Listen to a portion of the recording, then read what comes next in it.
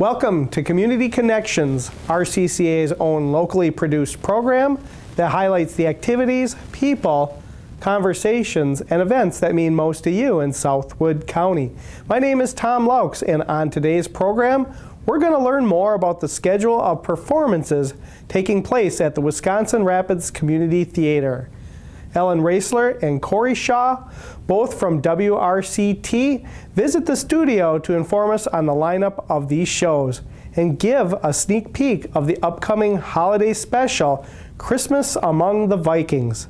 So please enjoy this January edition of Community Connections and see what makes this part of Wood County so special.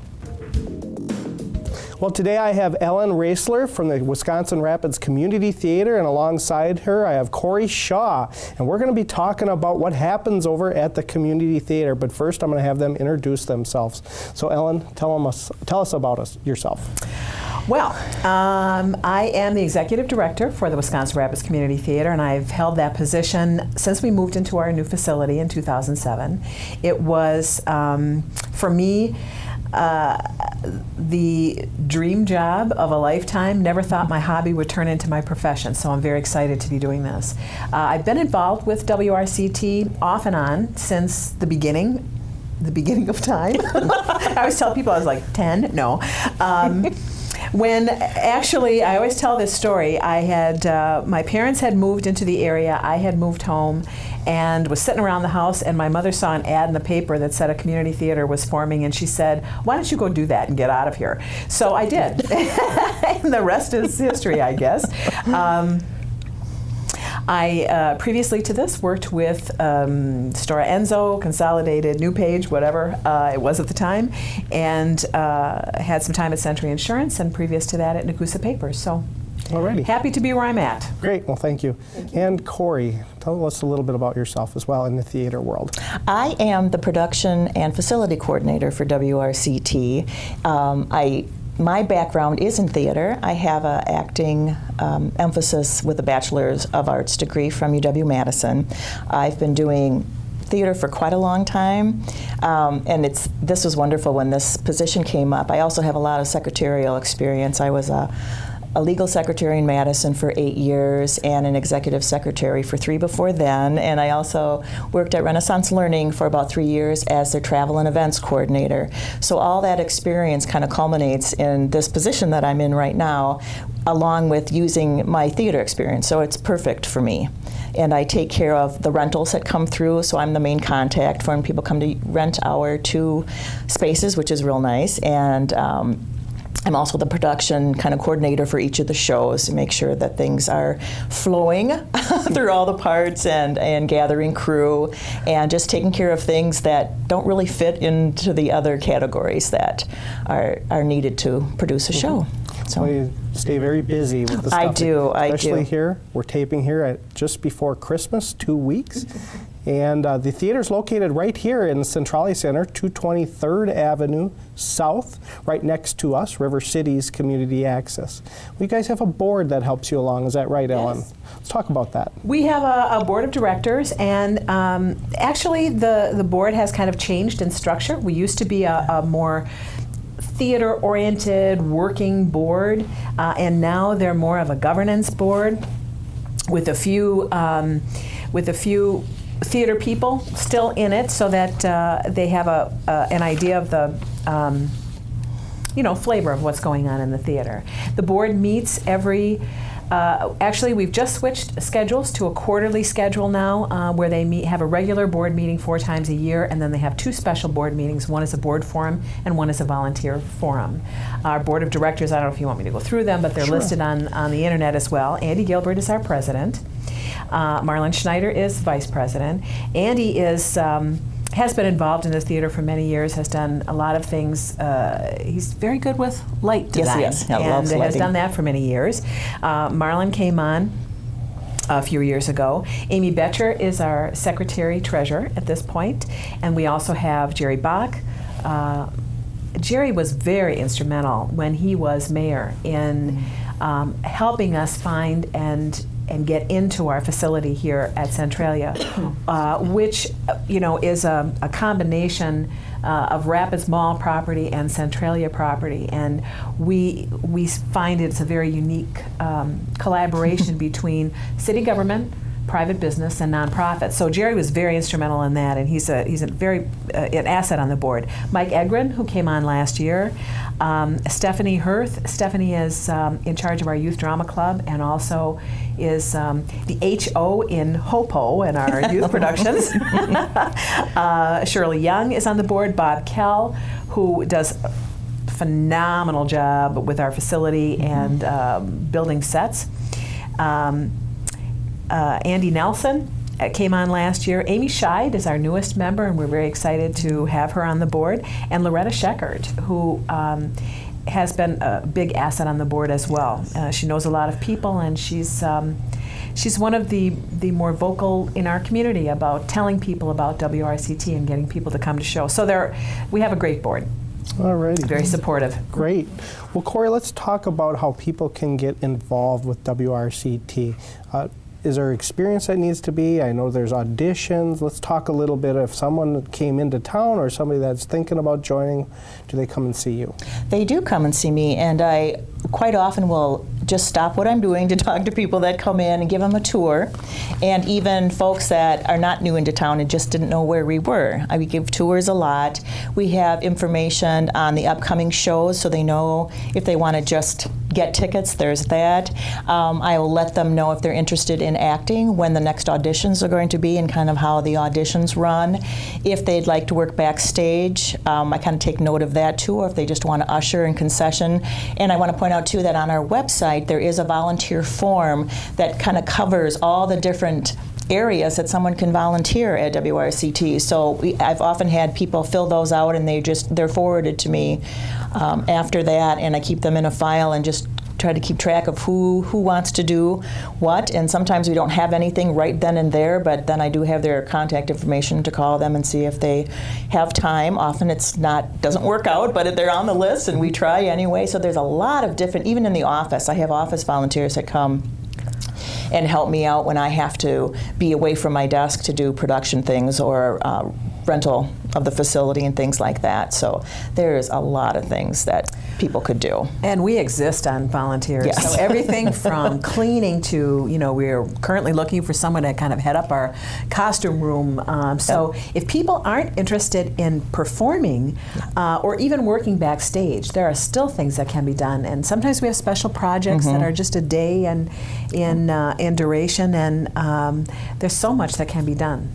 We definitely like woodworking skills as well. You do have somebody that does that now, but there's a lot of sets and props that need to be made. Absolutely. And they are changing all the time, is that right? From different shows, you can't use the same ones all the time. Not very often. There are things that seem to come down from our prop shop that you see on several things, but otherwise, some creative people on whatever level. If it's painting, if it's doing a MacGyver thing where you make something out of nothing, and on stage it looks exactly like a real item, and just anything like that.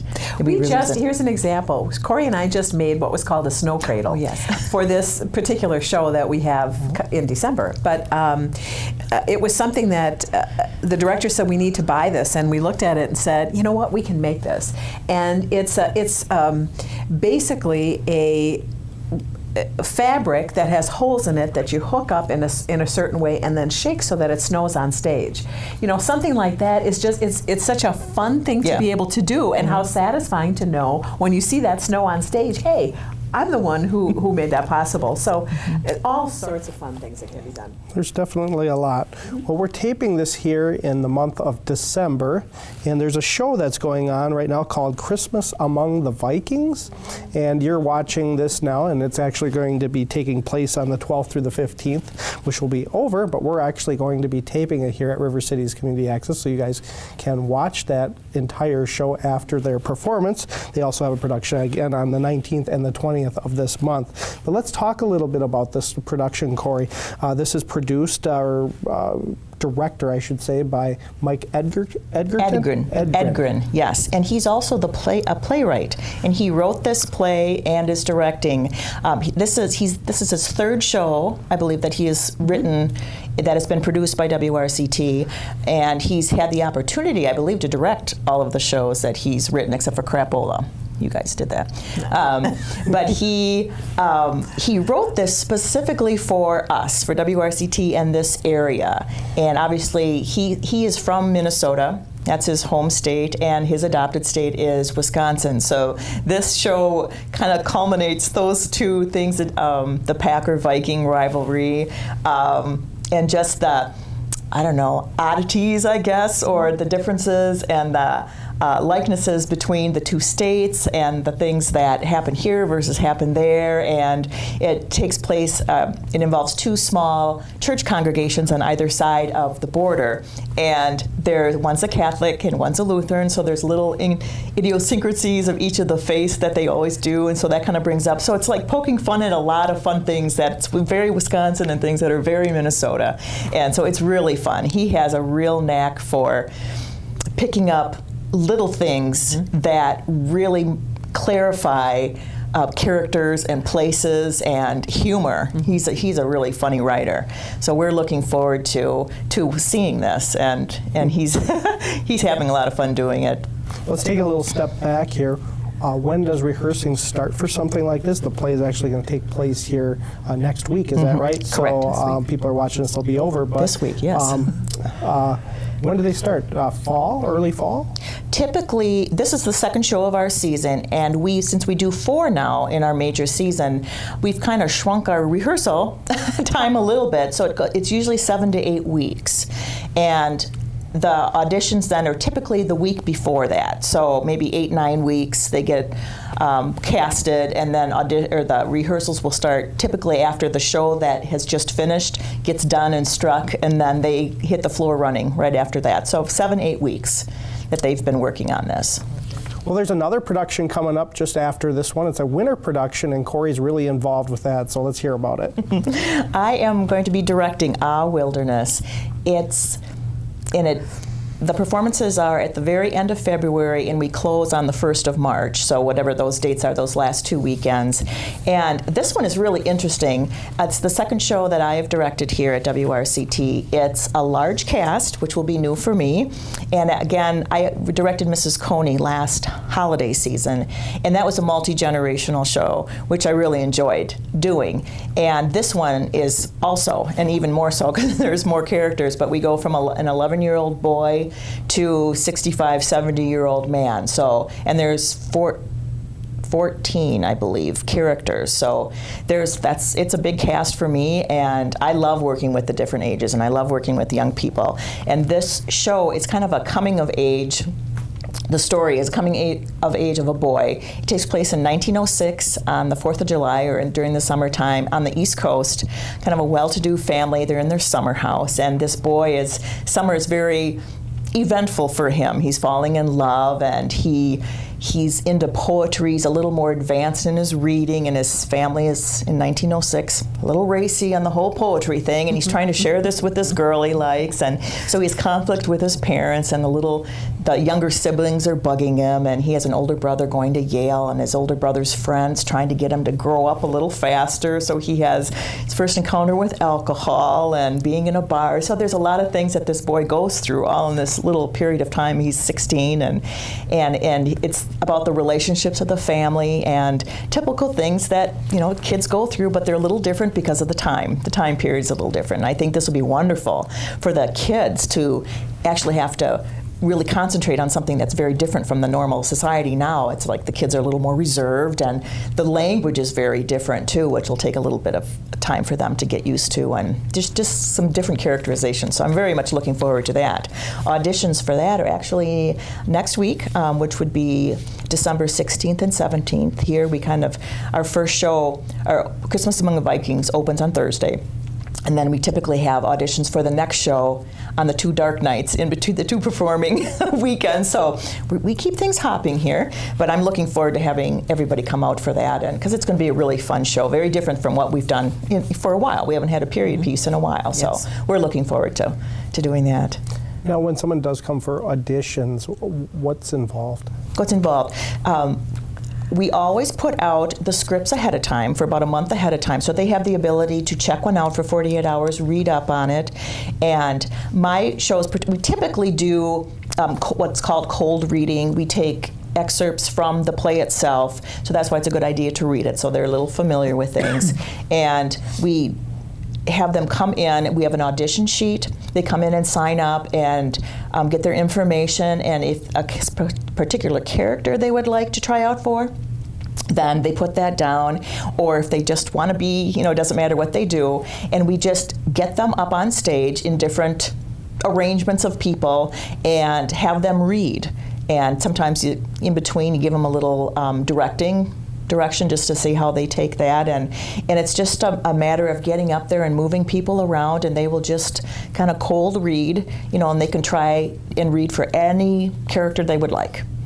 And then we have 2 nights of auditions, so in case somebody can't make it the first night, they can then the second night, and then we announce it a day or 2 later. This is a big one, so it might take me a little while to shift everybody around, and even I encourage people who come and talk to me too, that if they're unsure, they've used to do it in high school or have never done it but just would like to try, I tell them to come down, just sit and watch rehearsal or auditions, and if they feel brave enough and they want to do it, partway through, jump down there and fill out an audition sheet and give it to the director, or come the first night, see what happens, and then get up on stage the second night. And if they do it, great. If they don't, at least they've been there to see kind of what goes on. And I would add to that for new people to understand that even the most seasoned veteran is nervous during auditions. Yes. I mean, when you walk into a group of people, some people know each other, and you feel, oh man, I don't know that I can do this, I'm uncomfortable.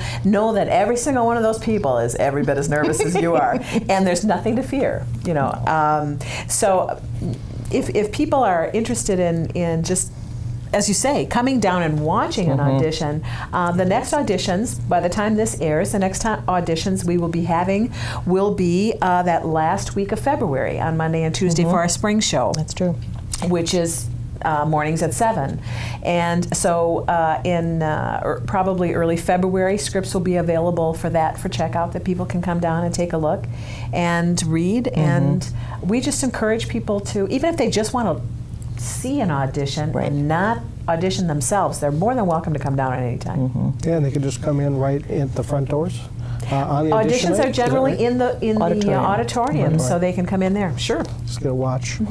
We try to be a very open organization, and we encourage anyone who has ever even thought about it just to come down and take a chance. Do people get nervous on the first day of the actual performance? Okay, can I tell a story? All right. Sure. I love this because we all do. And I remember not too long ago, I was in a show, and someone came up to me who it was their first show, and they were so nervous. And everybody gets nervous. And they said, I can't go out, I feel sick, I can't do it. And I said to them, I guarantee you're gonna walk out there the first time, you're gonna be very nervous, and you are gonna walk back off stage and look at me and say, I can't wait to get back out there again. And that's exactly what she did. Yep. Because once, absolutely, the first time you go out, it's very terrifying. But once you are out there and you get that warmth from the audience who just wants to love you, and remember, you've been working for 8 weeks with these people. This team of yours is there to support you and help you, and you are there to help and support them. And if you don't know your lines by the time that show opens, something's wrong. But you have had a lot of time together, and you become a family and really a team that works together. It is so much fun to be out on stage in the spotlight. It's like nothing else. You have to experience it. How about from a director's perspective? How does that go? Are they nervous? Yes, yes, I your think baby they are out there. too. It is, because you've put a lot of work in prior to the performance, and even before auditions, you've read, and oftentimes you've gotten your team together, which I don't have mine yet, but you've been working on set ideas, and you've got characterizations kind of in your head, and you've done a lot, and often blocking, which is having the movements on stage. So you've put a lot of thought into it prior, and then you're in charge, really, of everything. I mean, it changes your perspective, because my degree is in acting, and when you're acting, you worry about your role. And I always say that acting is the easiest thing for me. Stage managing, you're looking at a lot of different things. Director, you're looking at everything. You're the big picture person. And so you work on all this, and you get it the way you want it, and then your first performance, you hand it over to your stage manager, so you're done. And even tech week, almost the week coming up to your opening night, it's all about the technical stuff. Your stage manager is running your crews and everything, and you're pretty much done. You got to stop. You got to let it go, because by that point it should be pretty much where you need it to be, and you have to step away and then just enjoy it. And all of our directors typically have little powwows, meetings before each performance, and then you're a cheerleader from then on, and an encouragement. But you're done. Your work is done. So it's a little nerve-wracking because you can't really say anything anymore, but hopefully your work is completed by then. So. Well, there's another big event that's coming up just after the Wilderness. It's called the Mardi Gras, and Ellen's going to tell us about it. Yes, it's actually Mardi Gras. It's an event that we are in collaboration with the Central Wisconsin Cultural Center. And we've been working on this event for over a year now.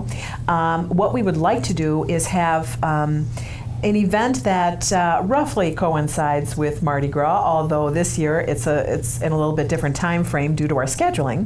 But it's a celebration of the arts in the community and culture, and we have a bunch of events set. This year it will be going March 3rd through the 8th. And during that time, we'll be having performances in the WRCT Theatre. We'll be having events at the Cultural Center, and we'll be culminating these ongoing events with a masquerade bash on Saturday, March 8th, and that will be in the Centralia Riverwalk and WRCT Theatre.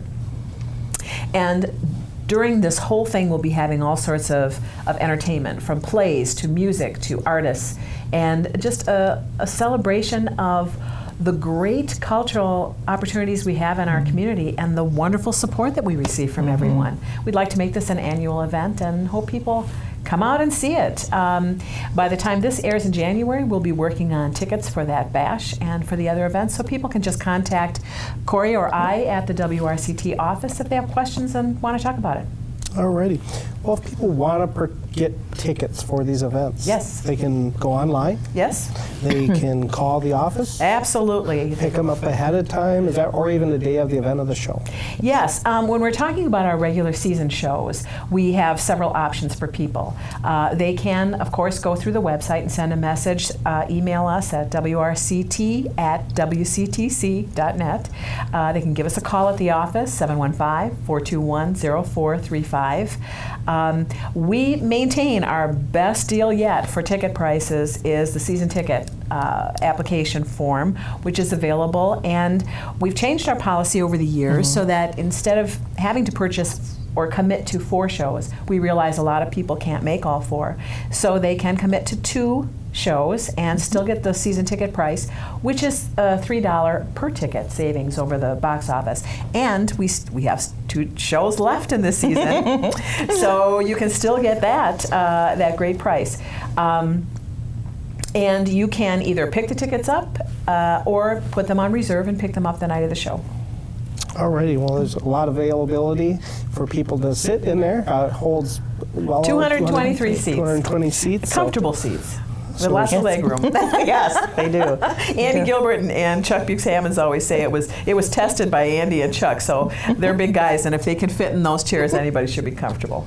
I just wanted to add to the ticketing that we don't have online purchasing capability, but what will happen when you go online and click on tickets, the email link will come to me, and then I take it from there and put them on reserve. And tickets, we always tell people too that, buy tickets for 2 shows so you get the good deal, and there's no charge at all to change tickets. If something comes up, and we have that all the time, that they pick them back in the summer, and then they have to come and change because of conflicts, which is fine. We do that all the time and are happy to exchange them, and there's no charge. Well, I want to thank both of you coming by, talking about the theater. It's a great asset for our community here, and it's downtown, and we're building a lot of stuff around here with now the Tribune Project and us, and and the Cultural Center. It's kind of a really big arts community in here, and we're all one home under almost one roof. Almost, That's right. yes. That's right. Thank you very much for having us. Anytime. Thank you, Tom. That wraps up the January 2014 edition of Community Connections. If you know about an interesting subject or person that you feel should be on the show, please contact RCCA at 715-423-0441 or send an email to tlaux@wirapids.org. By getting involved with RCCA, you'll be helping the Wisconsin Rapids community in promotion and getting the word out about the many great topics and events in the area. To learn more, visit rccamedia.org. Thank you for watching.